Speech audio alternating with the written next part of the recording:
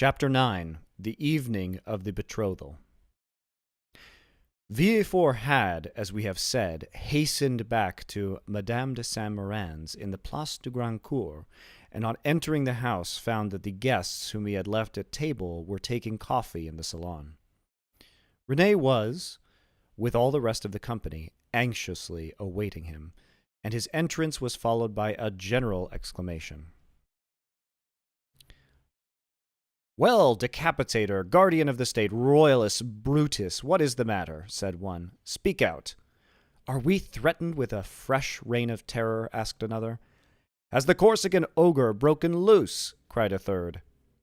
"Marquise," said Villefort, approaching his future mother-in-law, "I request that you pardon me for thus leaving you. Will the Marquis honor me by a few moments' private conversation?" "Ah, it is really a serious matter, then?" asked the Marquis, remarking the cloud on Villefort's brow. "So serious that I must take leave of you for a few days, so," added he, turning to Renée, "judge for yourself if it be not important." "You are going to leave us?" cried Renée, unable to hide her emotion at this unexpected announcement. "Alas," returned Villefort, "I must."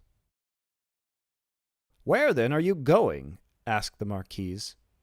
"That, madame, is an official secret. But if you have any commissions for Paris, a friend of mine is going there tonight, and will look with pleasure undertake them." The guests looked at each other. "You wish to speak to me alone?" said the Marquis. "Yes, let us go to the library, please." The Marquis took his arm, and they left the salon. "Well," asked he, as soon as they were by themselves, "tell me what it is." "An affair of the greatest importance, now that demands my immediate presence in Paris. Excuse the indiscretion, Marquis, but have you any landed property?"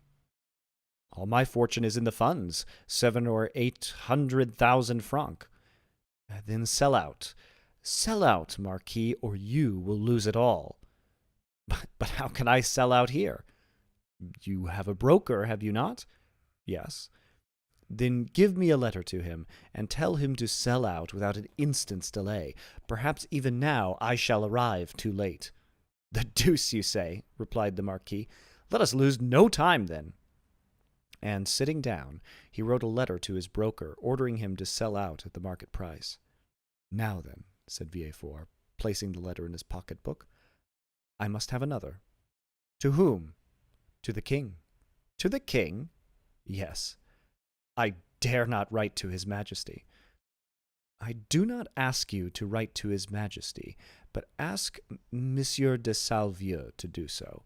I want a letter that will enable me to reach the king's presence without all the formalities of demanding an audience. That would occasion a loss of precious time."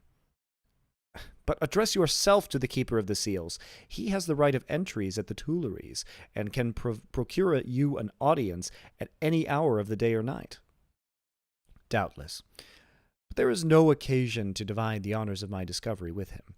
The keeper would leave me in the background and take all the glory to himself. I tell you, Marquis, my fortune is made if I only reach the Tuileries the first, for the king will not forget the service I do him."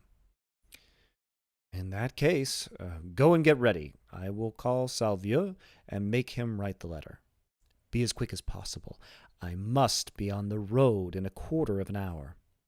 Tell your coachman to stop at the door. You will present my excuses to the Marquise and Mademoiselle Renée, whom I leave on such a day with great regret. You will find them both here and can make your farewells in person. 1,000 thanks. And now for the letter." The Marquis rang. A servant entered.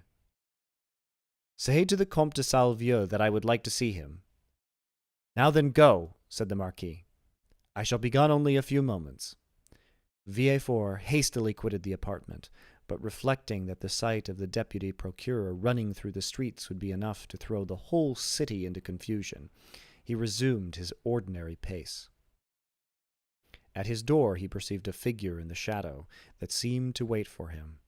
It was Mercedes, who, hearing no news of her lover, had come unobserved to inquire after him. As Villefort drew near, she advanced and stood before him. Dantès had spoken of Mercedes, and Villefort instantly recognized her. Her beauty and high bearing surprised him, and when she inquired what had become of her lover, it seemed to him that she was the judge and he the accused.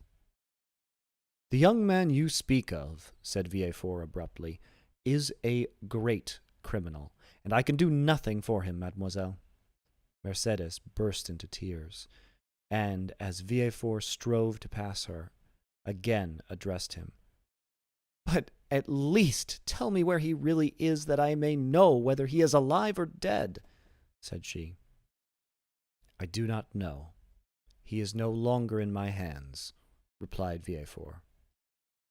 And desirous of putting an end to the interview, he pushed by her and closed the door, as if to exclude the pain he felt. But remorse is not thus banished. Like Virgil's wounded hero, he carried the arrow in his wound, and, arrived at the salon, Villefort uttered a sigh that was almost a sob, and sank into a chair. Then the first pangs of an unending torture seized upon his heart. The man he sacrificed to his ambition, that innocent victim immolated on the altar of his father's faults, appeared to him pale and threatening, leading his affianced bride by the hand, and bringing with him remorse, not such as the ancients figured, furious and terrible, but that slow and consuming agony whose pangs are intensified from hour to hour up to the very moment of death. Then he had a moment's hesitation. He had frequently called for capital punishment on criminals, and owing to his irresistible eloquence, they had been condemned, and yet the slightest shadow of remorse had never clouded Villefort's brow, because they were guilty. At least, he believed so. But here was an innocent man whose happiness he had destroyed. In this case, he was not the judge, but the executioner.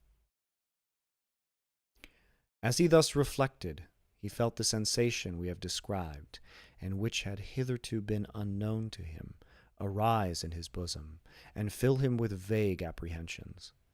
It is thus that a wounded man trembles instinctively at the approach of the finger to his wound until it be healed, but Villefort's was one of those that never close, or, if they do, only close to reopen more agonizing than ever. If at this moment the sweet voice of Renée had sounded in his ears pleading for mercy, or the fair Mercedes had entered and said, "In the name of God, I conjure you to restore me my affianced husband," his cold and trembling hands would have signed his release. But no voice broke the stillness of the chamber, and the door was opened only by Villefort's valet, who came to tell him that the traveling carriage was in readiness.